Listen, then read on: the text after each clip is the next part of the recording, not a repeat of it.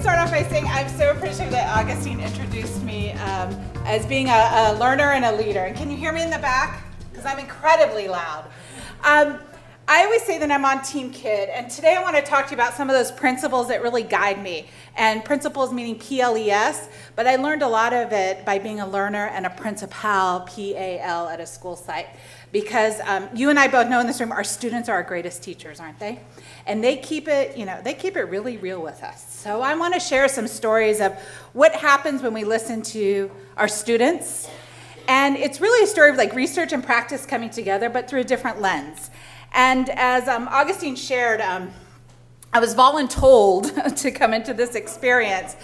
And I see so many faces that I've had an opportunity to journey with throughout my career in LA Unified. And I think I want to just share a little background that makes this incredibly human, because so often we think about technology as like touching the glass or this device, but it really is this extension of a human capacity that we develop in our school sites. And so I have to tell you, a great mentor said to me, you have no choice but to be a hero. The only choice you have is to decide what kind of hero you are going to be. And so I think about my journey in education and what I wanted to do. And when I was in 6th grade, I wanted to be an astronaut. Anybody else thought they wanted to be an astronaut? Pretty cool, right? So guess what my counselor said to me? Francis, you mean you want to be an astrologer? And I was like, no. So when you were doing introductions, I'm like, I'm 5'10", I'm a Leo, I like long walks on the beach, and I'm just kidding. But in any event, I really do like long walks on the beach. So I looked at it and go, astrologer? No, I mean an astronomer. Like, I want to be an astronaut. Like, I want to do science. And I realized real quickly how my ideation was dismissed. And so I looked around and I thought, well, who could be my hero? Like, what do I want to be like? And I was very fortunate that I had a grandmother who was an incredibly strong woman. She graduated from USC Law School in the late 30s, early 40s here in Los Angeles. Exactly. Like, she was somebody that I just idolized. And so I thought, well, maybe, I'll become a lawyer. That's what Grandma did, and she's pretty amazing. And as I share more about her, you'll see even more about why. So my mom was a pretty strong cookie, and somehow it kind of started permeating through my being. And I remember going off to 9th grade, and my teacher, I took a physics class in 9th grade. I was the only girl in my class. And my teacher was kind of, unfortunately, talking to me in a way that made me realize I am the only girl in the class. And I finally challenged him in a very, very thoughtful way. But it really shaped who I am today, because it was about finding my voice and really finding a way to advocate for myself. So as a leader, I'm always thinking, like, how are you the right hero? Like, and not that you have to save the world, but how do you model for the world? And then I always think about, like, what are those social justice avenues? And when I was in 6th grade and I got off that bus, my mom told me I was going to this place called the Dream Homes. And some of you down in San Bernardino might know this in Cat City. It was actually called Barrio Dream Homes. And I was one of 5 white children when I got off the bus. And what happened is the leaders in my school, every single Friday, school board members, principals, superintendent, came and talked to us about social justice. So there's been all these things that have just kind of culminated to this point where you heard this voluntold statement. And why did that voluntold statement become so powerful in our work? Mr. Cortinas, who many of you have heard about, we refer to them lovingly as America's superintendent, and he did 3 tours here in LAUSD. He pulled me into the office one day. I was 4 months into my superintendency in local district East, and he walks in and he goes, I want you to be the chief academic officer. And I looked at him and I said, sir, this is not the right time. And some of you know a very personal story that the night before I'd found out my mom had stage 4 cancer, and we hadn't told her yet because she needed to heal. And I said, sir, no, it's not the right time. And he says, kids need you, and you lead with instruction. And I said, can I ask some questions? We're in the middle of a superintendent search. Wait a minute, here we are again. We were in the middle of a superintendent search, and I looked at him and I said, sir, I just, I'm committed to my local district, I'm committed to my classroom, and you always put me in this predicament. And he goes, you start Thursday. He stood up and walked outside the room. It was a Tuesday, by the way. So I thought, oh my goodness, what kind of hero do I need to be for kids? And this group had taught me so much about how to lead and to listen first, right?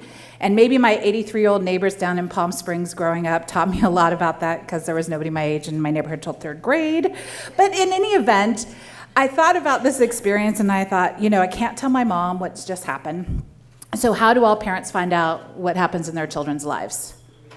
Social media, exactly. So my mom calls me because her friend sent a Facebook message, of course, and she goes, "What's this cow thing that you're doing? And how come the superintendency didn't work out? And you were a principal, can you not keep a job?" So I talked to my mom about it. I said, "Mom, it's really this Team Kid principle. You've got to do the right thing for kids." And so that's exactly what we do each and every day. And I have the opportunity to serve. And I have the best employer ever, I have to say, Sonny. I work for kids. And I don't want us to ever forget that each and every day who our employer is. So when you are part of Team Kid, these are the faces you see every day. But you see their faces also with their family, their community, their resources. And sometimes that job becomes incredibly overwhelming. So how many have ever seen this show? There you go. Anybody ever seen this show before? Turn to your neighbor, tell them what this show is about or what you think it might be about. You've got 31 seconds to do so. What is this show about?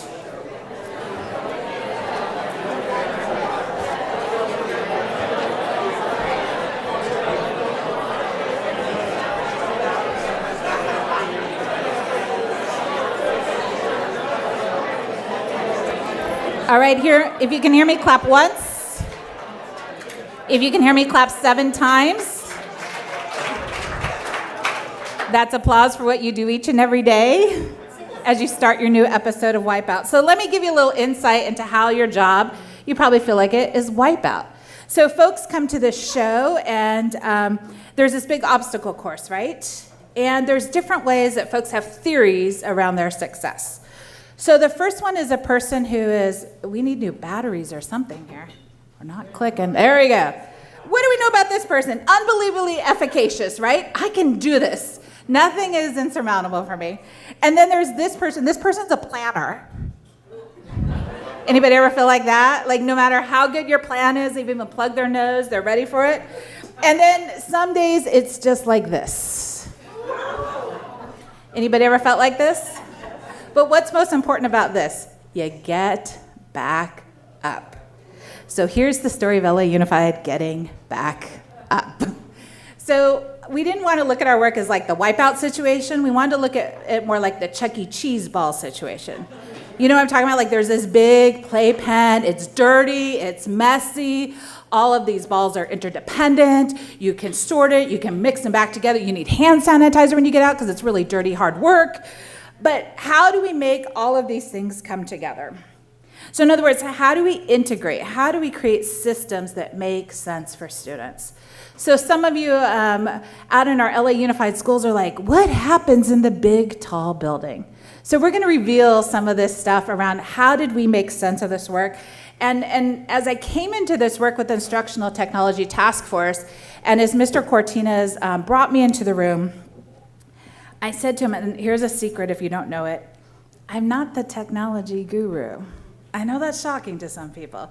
Although, like if somebody's doing a PowerPoint, I can quickly fix anything in about 2 seconds. But that's not really being an instructional technology leader by any stretch of the imagination. That means you know a couple technical things to do, right? But suddenly you're the tech expert.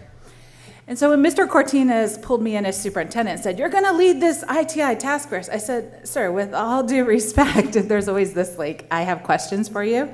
I've learned that I inquire more than I advocate. Maybe I'm going to flip it someday. But I said to him, well, sir, if I'm not exactly the tech guru, why are you asking me to do this job? And he said, because you lead with instruction. And you cannot do anything well and leverage digital tools unless you have an instructional vision of where you want to go, and then you leverage the right devices. So we have shifted from a system about touching the glass, just put in front of it will be okay, to what do you want students to know, be able to do, and how do you leverage a system of supports to do that? You see, we're still struggling in the state of California between funding, and funding is important, but if you don't have a system of supports of how to get there, it's like you're planting in sand instead of planting in soil. So we wanted to make sure we had the most rich conditions to support this work. So I'm going to share with you a couple of Team Kid principles and what Team Kid started looking like in the halls of, where's Macy's? Let's give Principal Duran a real round of applause here. You don't know why you applauded him, but I do. because this is a leader who just opened the last school in LAUSD that was part of our huge bond project. Oh, I guess we have an update here. Somebody take care of that one? All right, got it. So Mr. Duran had the opportunity to open MESIS. And what was so powerful about this school, you've probably heard about Center for Enriched Studies, a very, very popular program. You've heard about Los Angeles Center for Enriched Studies, probably one of the most oversubscribed magnets in the entire district. Well, guess where a lot of those kids were coming from? Southeast Los Angeles. So why did a youngster have to get on a bus to drive across town to get the education they deserved right in their community? So we tapped Mr. Duran and we said, can you do it? It's like Bob the Builder. He's like, yes, we can. And he said to me, I want to make sure all my students have access. But I didn't deliver the devices first yet, did I? What did I have you do? Write your plan. And the plan was about becoming an empowered learner, something you're going to hear about with the ISTE standards. Because what happens when we empower learners, and our learners are not just our students, but every single learner on campus, then you get the devices because you know what you want to do with them. And so one day, a couple weeks ago, Mr. Duran sends me, go back. See, I don't even have a clicker. You're just making it up like I have one. Who's clicking for me? And he sends me these pictures as a text message, and it was kind of like that MasterCard Visa commercial, like priceless. And you know those messages find you exactly when you need to see them. And so these are kiddos in the hall studying, looking at their resources, and I just said, this is what it's about. When you put kids at the center, you make better decisions. And so one of the things, I'm clicking now, that we learned is that you must live in the system in order to know how to support the system. So for example, when they first announced that I was a CAO, Chief Academic Officer, as I tell my mom again, I went out and I did supervision with my principal friends, right? Exactly, and I said, like, what do you need from people in the big, tall building? And the first thing is, like, don't be in the big, tall building and be a good thought partner with me. So I said, let's do supervision. And having that recency to the school site and also to this work really helped me see things differently, because we listened first around our learning, and we did that with our task force. And so just like the story of bamboo, there's this incredible system underneath. And while some folks think that LAUSD completely failed with its one-to-one initiative, what most people don't know, and if I had my CIO up here, Mr. Kazi, he would share with you, we did the bamboo network underneath. Because we now have access in early childhood centers. We have ways to get on every single Wi-Fi system before it crashes. So the system and infrastructure was ripe, but the instructional infrastructure was not there yet. And now as folks are ready, we have folks in the queue.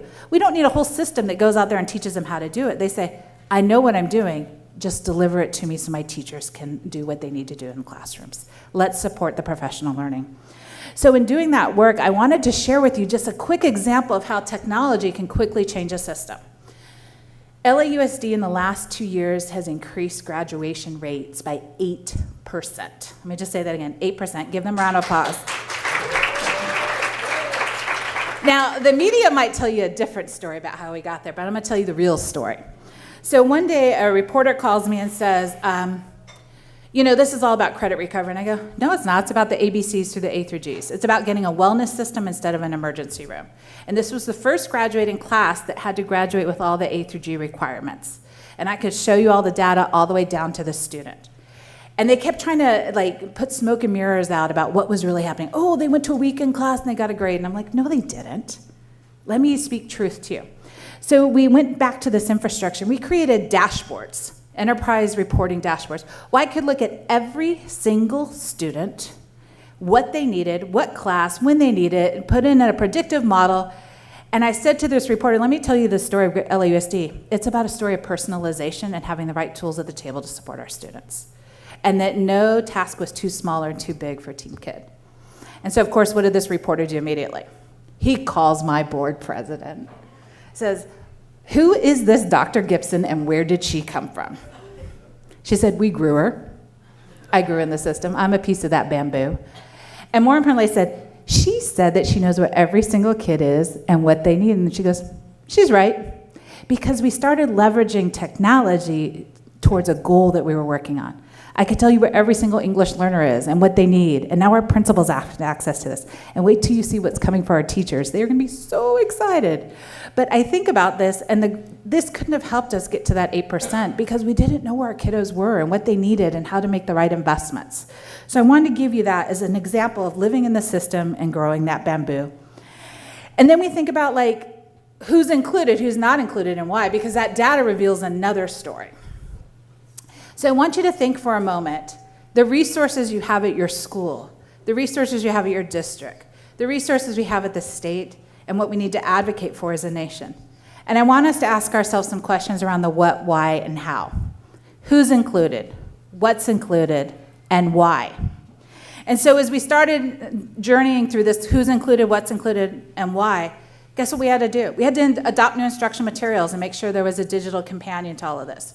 We needed to think about how do we leverage a learning management system that today in LA Unified has access to over 1 million users. If that doesn't mean that that bamboo was strong, there's no way we could have catapulted that experience.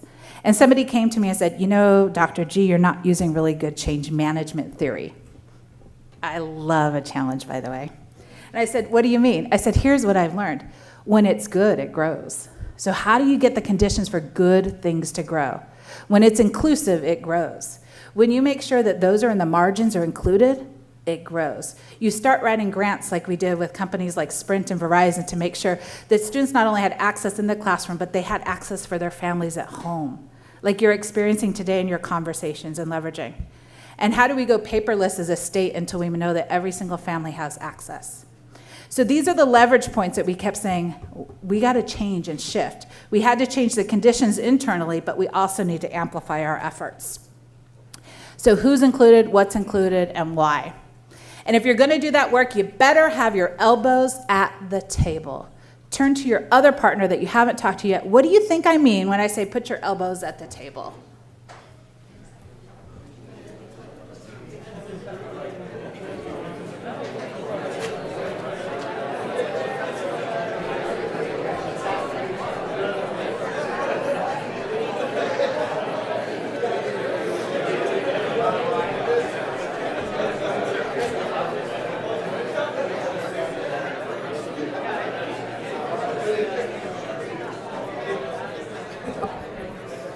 Okay, middle school teachers, you know this. Everybody hold up this finger, only this finger, and no other finger. On the count of 3, I want you to point to somebody at your table who would be willing to share if called upon. Ready? 1, 2, 3. Point to that person. Who is it? Wave at me if you got the fickle finger of fate. Wave at me. Oh, yeah. Every table should have somebody. Wave, wave, wave. All right, so if you were the person, this was great modeling. Do that again. All right, what's your name? David, I would never be a bad instructor by having you just suddenly share without checking back in with your table. So here's what you're going to do. For 41 seconds, you're going to check and go, hey, team, here's what I'm about to share about what I think this elbows at the table thing means. And if they go like, hey, that sounds awesome, David, they're going to give you a thumbs up, and you're going to be ready to share. And you guys are all going to applaud him like with roaring energy as soon as he's done. You got that? All right, David, everybody else who got the fickle finger feet, check back in with your team real quick about what you might share. 41-second check-in.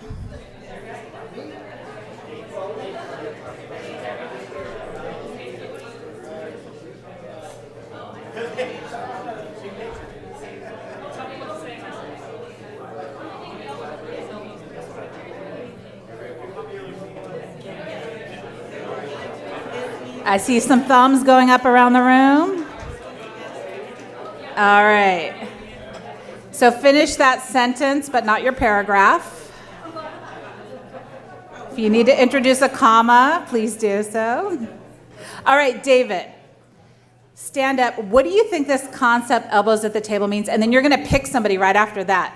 All right. Awesome. Don't you love that power? It's great, huh? Go ahead. When we decided as a group that elbows at the table means that if you are putting your elbows at the table, you're leaning in and you're engaged with what is happening and you're invested. Ooh, roaring applause, right? David, pick one table and they're going to build upon that idea. Oh, right. Stand up, proud, build upon this idea. What do you think it might mean? Okay, so Wait, tell us who you are. I'm Terrace All right, Terrence. So we all decided that we think all table, elbows at the table means that it's pretty much what he said. Elbows in, head first, all engaged into whatever the activity or situation is that you're trying to solve or get done. Beautiful. You shared a great idea. Let's give them all a round of applause. So we're good. You could drop the mic. We'll have a victory dance, right? So I wanted you to hear that energy and also that consensus that quickly builds. I'm giving you like a mini lesson in like literally 1 minute and 21 seconds. But this concept of elbows at the table is really, really important. You know, when I was at UCLA, I was director of professional development partnerships, and I refused, and I was allowed to at the university, to say, I will not partner with you unless you agree to have your elbows at the table. And they're like, what do you mean? You want me to sit like this? And I said, no. I don't want you to observe like people are in a zoo, what they are doing. I want you to get in, lean in, and be a partner in this work. I want you to be in classrooms. I want you talking with folks. I want you to really, really own the learning together. And so one of the things we did immediately as we were turning around this work and really taking the recommendations from the task force, we said, how do we lean in? How do we make sure that we really support the work? And so some of the things we did is we talked about different systems of support. Folks that wanted to volunteer for their learning. Folks who would say, this happens, believe it or not, people call the big tall building, they say, could you come do my Tuesday PD? And guess what we would say? We'll help you build capacity around that. You're going to lean in, elbows at the table, and we're going to help you grow that work. So we started developing a suite of assessments, a suite of tools, a suite of resources, online tools that could really help everybody, and we'll show you some of those today. But it wasn't about doing something for somebody. It was about how do we build, and folks talk about capacity. I'm going to shift some language for you. Capacity is how much you can hold on to. Capability refers to really the knowledge, skills, and dispositions that we need as a team. So we really needed to build those capabilities instead of the capacity. Because we're all holding on to a lot, right? And some of the things we have to hold on to. But with increased knowledge, skills, and attitudes around it, we might be able to think differently about that which we're holding on to. So my poor team, I think they're like really thrilled that my office is on this end and their office is on this end. And what do? They can almost hear me go, she's coming, I got a text. I'm like, what do you think about this? So we're constantly disturbing the system with new thinking. When we couldn't hire people, I said, okay, then let's reorient the materials towards robotics and making sure we have a strong computer science strand. All right, let's do it. So it's always about like, what are we hearing from the field? What can we learn from them? And how can we be nimble enough and efficient enough to change that work? And in order to be nimble and efficient, you need to have this concept of relationships. So some examples you see in there is we started building out on practitioner schools. And our first cohort of practitioner schools, it was 1.0, and we took a continuum of folks who are like, I am so new to this, like where is the on switch? To I have understanding by design under my belt, I could tell you what the vision is for this campus, and I need more now versus later. And we wanted to have folks who came in and worked through a distributed leadership team model to really support them in building their capacity. In fact, it wasn't about us going in and doing a lesson one-to-one with a student, because one, our bond dollars wouldn't let us do that, but two, it was more important to build a leadership team. So they only got this folk for 1 year. How could you capacitate as quickly as possible? And then we'll show you some exemplars of how we pulled those resources together. This next one coming up, our 3.0 version, we're going to look at disruptive models and really think about how can we really take some of the work we've been doing at the ISTE standards and really innovate and also really accelerate what we know is so needed, and that's more robust teaching in the computer science area. So you'll see just a sample of this, and all of this is on our website because we ensure that everybody has access to all the learning, because it's not like a Vegas meeting, where they say like, what happens in Vegas stays in Vegas. What happens here must leave here. And so we want to make sure that you have each and every resource at your fingertips, and Sophia will be doing a session later, and we'll detail out some of that work. So as we started going through this work, some other principals, PALS, actually shared their story of elbows at the table. So this is one of our great principals over at Coldwater sharing her journey. We'll give her a big round of applause when she's done. We need the volume part on this. So it started when I was principal. I became principal 5 years ago. We created our vision with our community, our staff, and our parents that this is a school where all children learn 21st century skills to be college and career ready.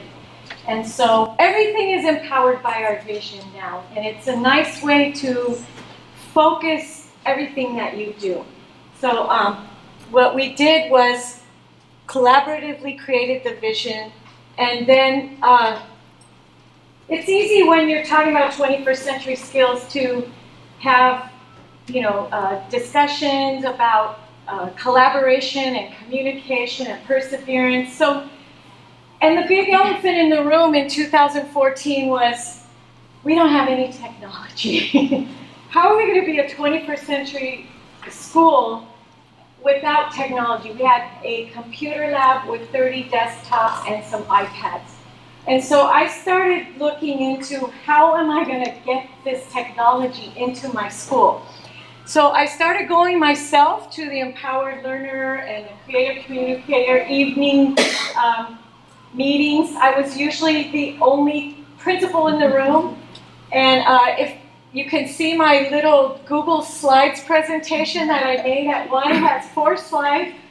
And I was so blown away because I imported some images and a video. And I thought, whoa, this is going to change our lives. I have to go back and show everybody how to do this. This is amazing. And it was just 4 slides on a Google slide, I swear. I had no idea how much grander this could become. So wrote the ITI grant, we got a very high score, and I got $60,000 to put devices in my school. I got some more donations where we were able to pay for the charging carts through the donation, so that made us a shared device school, and we became a 2-to-1 school. And the school-wide trainings, we began bringing in the Empowered Learner and the Creative Communicator to my school. They came in, I paid my teachers on Saturdays to come and learn what's available, and so then it started growing. Should we give her a round of applause?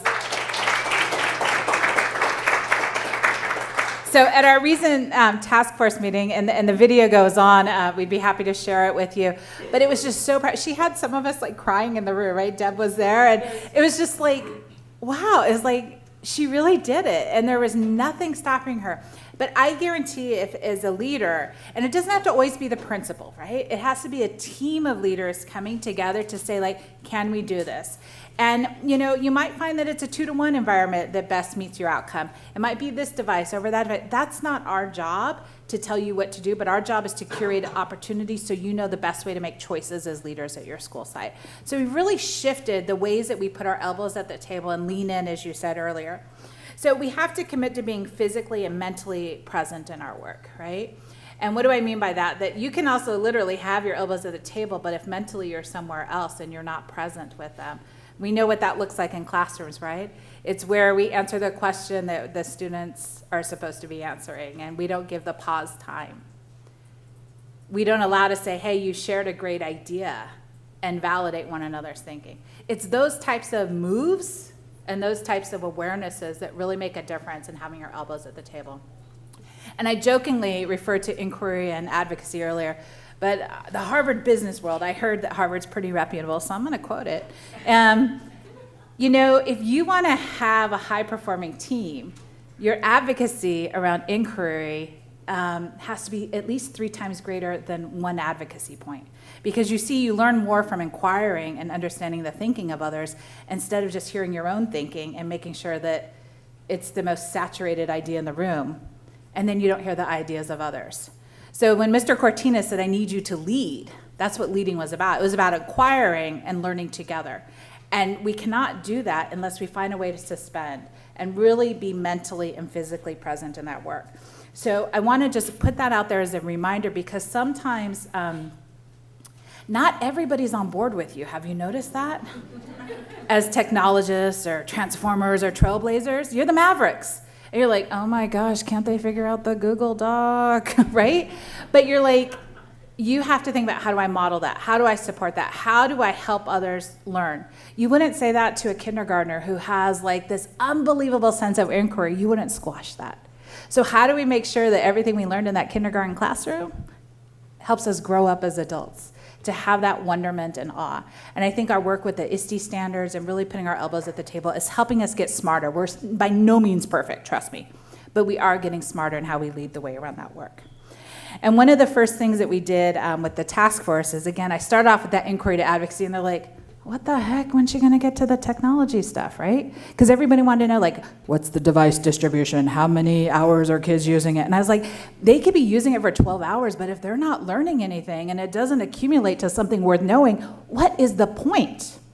And so I introduced some language here that I think will, you're gonna write this on your evaluations, because you're gonna say later, problems and polarities changed my life, okay? I'm just giving you like the mental frame of where this is going. How many of you have ever heard of the concept of a problem? Anybody familiar with problems? Okay, this is an inclusion activity. Every single hand should have gone up. Anybody ever had a problem? Okay. Anybody ever had a polarity? You're like, what is that? Okay, so we're gonna talk about problems and polarities for a moment, because it will shift how you see this work forever. So I want everybody to take a deep breath in. I didn't tell you to breathe out. How come some of you took a breath in and then you let the breath out? Anybody do that? Okay, you're all like, I don't know if I'm supposed to answer this. Yes, you are. That's called breathing, folks. For every breath you take in, you must breathe out, right? Isn't it weird how all of a sudden you're like, is this a test? Like, I want to look really smart. Can I pair share first and check in with my partner? So let's talk a little bit about, this is the mental map for this. And you can Google this. Everything's Googleable, right? And I just turned that into a verb in case you didn't notice. That's what we do as educators. So for everything that you inhale, you must also exhale. So here's how you know something is a polarity. You can't solve it. Let me say that again. You cannot solve polarities. You must manage them. Have you ever tried to solve something and it just got worse? If I did not let you breathe out, guess what? It would get worse. So we want to look at what are the benefits and the limitations of both breathing out and breathing in. So for example, what's the benefit up here on the top quadrant? You need to get some oxygen, right? And if you want to exhale, you clear out the carbon dioxide. Two important things, wouldn't you say? Now, when folks become blind in one eye, that means you're either seeing the white part to the detriment of the other part, or you're just seeing the blue part. Barry Johnson, there we go. He was a social worker, and he found that when there were social issues, we tried to problem solve them, we made them worse. So what we want to actually do is manage this natural tension. So in order to naturally manage this tension, you saw, I'm going to go backwards for a moment and really mess with folks who are helping me click here. Help me, help me, help me, help me, help me. One more time. There you go. This is a well-managed polarity. What do you notice about that shape? It's to infinity and beyond. Somebody loves Buzz Lightyear in the room, right? So it never ends. It never ends. And what you do is you manage the upside while you acknowledge that there can be a downside. And you see those squares at the top and the bottom? The question you answer in that blue box at the top is, what happens when we manage this polarity well? What's our shared purpose? What's your hunch about what happens at the bottom? What happens if we don't manage this polarity well? So I want you to just think for a moment at your table, what are some things that you thought were problems that might be polarities? Let me give you an example. How many of you love stability? You like knowing what you're supposed to do? How many of you love change? You're like, woo, change is the best thing ever. Usually in this room, a lot of hands go up. Don't you need both? You need to know what you're doing and also be able to innovate simultaneously. So what happens when you go and you polarize yourself to change to the neglect of stability? You might not be able to support a system around where they're going. But what happens if you over-support stability to the neglect of change? You become stagnant. You don't change. You miss opportunities. How many of you love to have your own classroom assessments, teachers? Or would you really prefer the state assessments? You see where I'm going with this. What do you need? You need both. You need internal responsibility and external accountability. And if you try to solve one to the detriment of the other, there's a loss that's not managed well. So check in with your table. What are some polarities that you might be managing in your work around leading with instructional technology? Take 1 minute, 42 seconds. That will work out perfectly. All right, check in. What are some polarities you might acknowledge?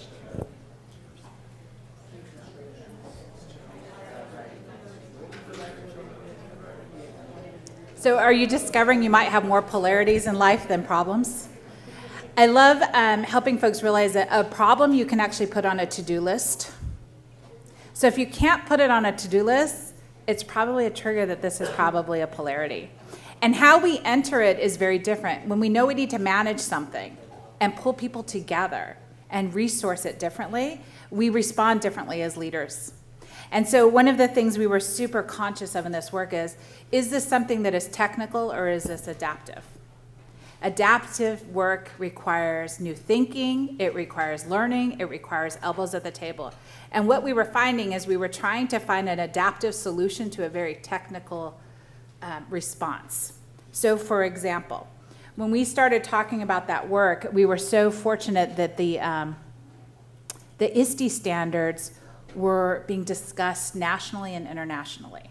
And I kid you not, I remember the exact space we were in the room, the Skype meeting, Carol and Sakura on there, and we had started writing some recommendations in our working groups, and we also had learning groups, which I'll talk about with our work.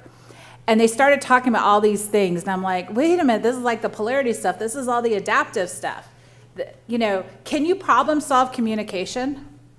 There's some things you can do, but you have to constantly manage. How about trust? Anybody have a solution for trust? David, trust me. Is David going to trust me? No way. No way. Luis, I heard that. But if you really listen to Luis, you would. No, I'm just kidding. So you have to be in a space where you're always modeling that expectation. And first and second order change is very different for each individual in the room based on their experiences.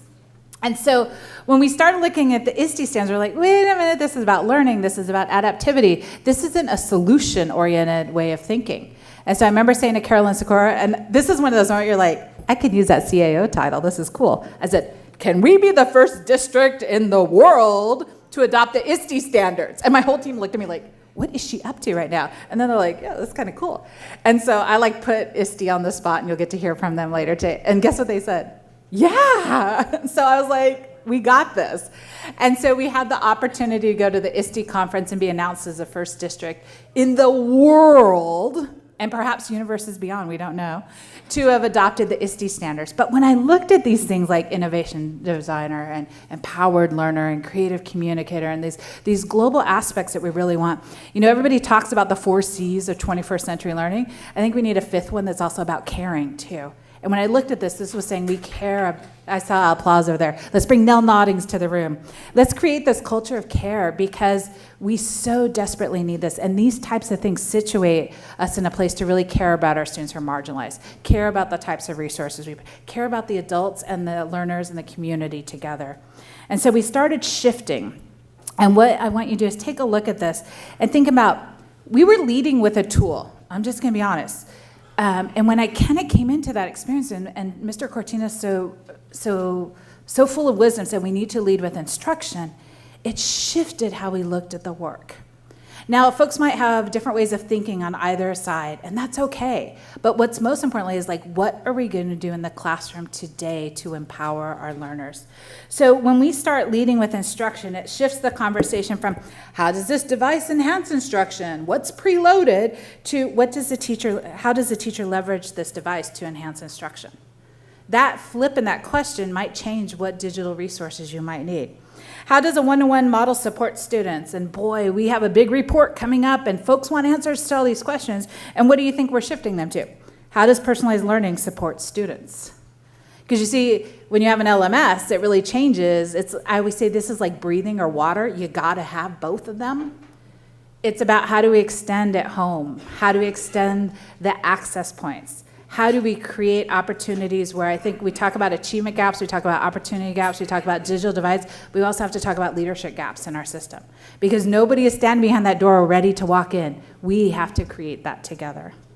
And so what are the usage rates? What's the latest and greatest enterprise reporting system I can give you? Instead of how are students leveraging technology in the classroom? Like I said earlier, a student can have high usage, but if they don't have high academic outcomes around that usage, so what? Why does it matter? And more importantly, who cares about why that matters? How does technology increase test scores and attendance? I love this one. I'm like, okay, well, let me tell you guys. SBAC is flattened out for the entire nation. Does that mean that kids across the entire nation are not learning? But did we have the right resources in the room so we knew how to teach to that rigorous point? Did we provide time for folks to talk about what students are learning and how they're learning? Do we ensure that every student has access to the device so that they can extend their learning time around something that matters? And that families have access in their homes? Because it's not just about the student, but it's that whole family access, as you know here in this room. So in order to do this work, we must be models and not critics. We must be models and not critics. You know, back in 2001, I sat with a team of leaders at Fairfax High School here in LAUSD, and I had these Stephen Covey model cards, and I was so excited, and we were going to have some habits of highly effective people. And I had these cards, and we had an inclusion activity, and I pulled this card, and it says, be a model, not a critic. And we were talking about our area of influence and our area of concern. And so I will tell you, I still have that card on my desk till this day. Because one of the things I know is no matter how hard the work gets, you must lean in. You must have your elbows at the table. And guess what? While you are situated side by side in this room with the smartest people ever known to mankind, you do not have all the answers. But together we can find great ways to manage the polarities and maybe even solve some problems together. And so as we started doing this work and we said, let's be a model and not a critic, we completely reoriented how we would work together. So as we created our recommendations, it was about learning and immersing for a while. We brought in different folks who had expertise, as Augustine shared earlier, different districts, small, large, East Coast, West Coast, you name it, come to the room, and we were going to situate ourselves in a place where we all learn together. We took the best plans from across the nation, we marked them up, and I said, what did we learn from this plan? What did we learn from the National Tech Ed Plan? How could we then have work groups where folks had specialty areas and really dig in and say, here's what makes sense for our district? Because you see, we didn't have individually all the answers, but collectively we had a lot of smart thinking and some good solutions and ideas together. We have put all of this, and the website's on there too, and Sophia will share it with you as well. Every single document is on our website because we wanted the nation to learn from our experience. Because you talked about failure earlier. It wasn't necessarily failure. It was our first attempt at learning. And when we had that first attempt at learning, you think about mastery learning, the learning target needed to be clearer, and we needed to have an opportunity to revisit it and revisit it and revisit it towards mastery. So as we think about that work and the opportunity I have to be in front of you today for 59 minutes and 59 seconds, I want you to walk away feeling like broccoli. Now, I don't want you to be gassy and bloated and all stuff like that, but I want you to feel like you got something dense and nutritious, and more importantly, who are my scientists in the room? Okay, don't tell me if I mess this story up, okay? But when you look at a piece of broccoli, it's a fractal. And what do I mean by that? The big piece of broccoli, when you break off the little piece of broccoli, guess what? It looks just like the big piece of broccoli. So when I share with people, be like broccoli, I'm really saying what are you trying to replicate? How are you going to support this system? And how do you make sure you do good things? Broccoli does some good things, by the way. And so I wanted us to think about how could we share our story. And so I went to Vanessa Monterosa, who many of you will meet, and I said, Vanessa, the minute we push print on this plan, it's out of date. Matter of fact, it's probably out of date before I present it to the board. And I said, is there a way that we could bring this to life? Remember those practitioner schools we talked about? Well, we wanted to show the journey work with our teachers and what it really looked like in our classrooms. What we're keeping the struggle that was real, but also honoring the excitement. And so we use this platform called Scalar, and we spent some time really curating those examples so that our teachers could tell their stories, so our leaders could tell their stories side by side with their teacher leaders. So I want to share with you a little video of where we've ended up to date and how we'll continue growing that work. So play that beautiful bean footage, as I say. Right? Stations, published and presented to the Board of Education in June 2016, called for ways to show how personalized learning can look like in the classroom through pictures and videos collected from students, teachers, and principals across the district. Introducing the ITI Exemplars model. The ITI Exemplars model leverages a platform called Scalar, which is an open source, media-rich publication tool. The Instructional Technology Initiative has been working on curating exemplars that highlight LA Unified teachers in action, modeling instructional technology practices. In building this collection of exemplars, we provide 3 ways to approach this work: the International Society for Technology and Education standards, the SAMR model, and the ITI Task Force recommendations. For example, perhaps you are interested in learning more about a specific ISTE standard, such as Empowered Learner. By navigating through the ISTE standard Empowered Learner pathway, the dynamic nature and range of visualizations in the ITI Exemplars model allows readers to see the interconnected nature across instructional frameworks as well. Readers can also dive deeper into a framework by navigating through a specific exemplar, which are comprised of 5 sections: an overview of the exemplar, which provides grade and content details, a narrative that guides readers on the flow of the learning experience, an instructional content section that describes its specific pedagogical value, artifacts leveraged to engage in this experience, such as annotated videos, images, example documents, slides, and much more. Lastly, a reflection section that provides readers with greater context.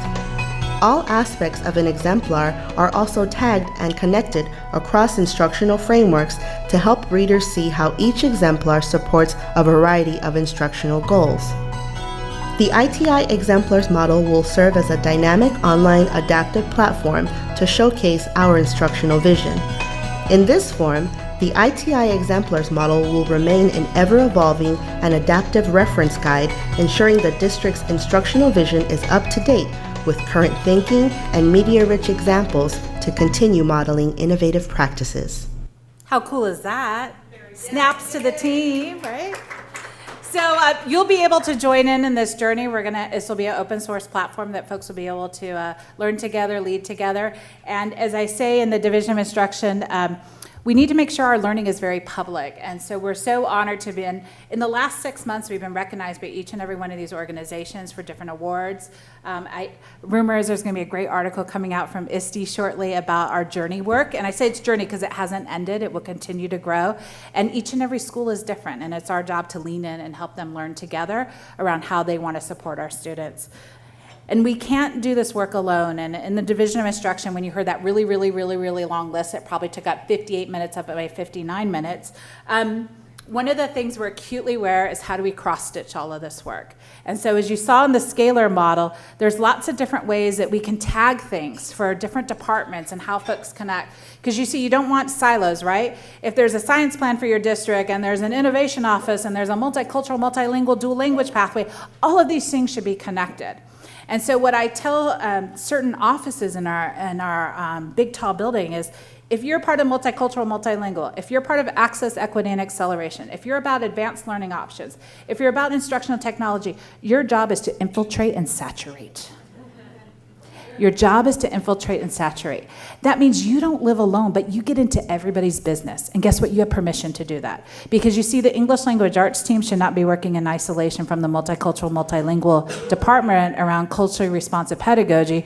And over here, you've got a team that's doing instructional technology work to personalize instruction. Get in the same room and disturb each other's system. You see, that is our job as leaders, is to find ways to do that work. So I would be remiss if I did not tell you, disturb the system. Literally, as a district leader, I know you find that shocking, but you must do that. And what do I mean by that? You know, some folks say, be bold. Well, if you throw a boulder, think bold, boulder, on a pond, what do you get? You get a mess, right?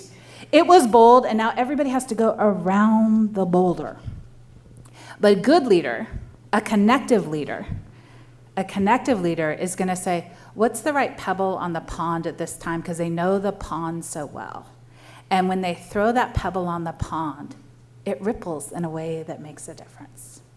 So I'm gonna close with a story of how you do make a difference in this story by listening to your students. We started with Team Kid Leadership, and each and every one of my colleagues, I think will tell you, like, being a model and not a critic is a hard job, because you also have to be really public about what you are and are not learning. And having lived in the research side of the university world and then coming to East LA and being administrator of instruction, folks are like, yeah, but can she really do it? So they put me in what some might think of as a kind of tough school. It was a PI school right next to the projects, 28% special education students. And I said, you know what? We're going to become a distinguished school. And in 3 years, we went from program improvement to gold ribbon. But we didn't do that by isolating. We did that by connecting everybody together. And I will never forget some young men who had an affiliation that they sometimes like to put on walls came up to me and said, G, can I talk to you? Dr. G, that's what they called me. It was kind of cool. I said, of course. And he came in and he had told me that he had joined an affiliation that was not going to be good for his family and his undocumented father. And 19 of us came together to help change this child's life, this young scholar. And I always think, like, what would have happened that day if he didn't know that there was a culture of caring, that extra seed, to be able to come and do that, to connect with us. And so every day I think about, how do you create that culture of caring? And so I have tons of starfish in my office, and my East team knows we always had Starfish Awards. And you know the starfish story, right? Like the youngsters walking along the beach, and there's tons of starfish everywhere, and they pick one up, throw it back in, pick one up, and throw it back in. And the elder comes up behind that and says, like, you know, foolish one, basically, like, why are you doing that? There's so many, you can't make a difference, right? So I have the starfish hanging on my wall, and this young man, we'll just call him Anthony for today. He comes in, and we got to move to Indiana, and there's so many details to this story. It's a Hallmark Lifetime miniseries, trust me. And he says, Dr. G, why do you have a loofah on your wall? I look at him like, you're saying loofah and you can't clearly see these are starfish? That's what my brain said. Thought bubble did not come out of my mouth. And I said, well, Anthony, let me tell you the starfish story. Now, this was that moment as a principal, like, you're like, I have changed the world. Like, youngsters come to me. We have a 35% reclassification rate. We have the first dual language Mandarin program in the city. We beat Harvard, Westlake, and the Mesa champion. Okay, I'm stopping. I could go on, though. And so I said to him, I go, so here's the starfish story. And I tell him, and I go, so Anthony, who are you in that story? You know what Anthony does? He looks at me and goes, oh, miss, I ain't your starfish. You're mine. Continue to be star throwers for our children. It is how you lead with instruction that changes the caring lives of our students, not touching the glass. Thank you.